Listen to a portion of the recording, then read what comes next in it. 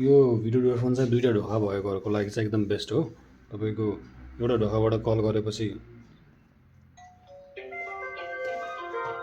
यसरी आयो, video quality पनि एकदमै राम्रो छ, पिक्चर क्वालिटी। अब फोन उठाएर हेलो हेलो हेलो हेलो यसरी कुरा गर्न मिल्यो। अनि लक पनि तपाईँले खोल्नलाई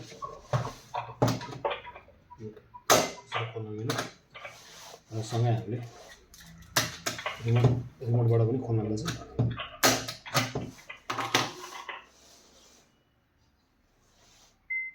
अब अर्को ढोकाबाट यसरी आउँछ भिडियो कल।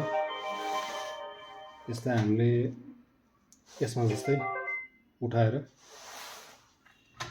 लक खोल्न पनि मिल्यो,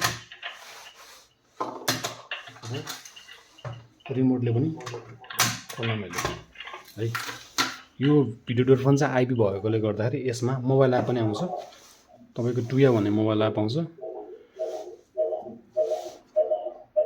कल बटन थिच्ने बित्तिकै तपाईँको मोबाइलमा पनि रिङ बज्छ, मोबाइलबाट पनि खोल्न मिल्छ है।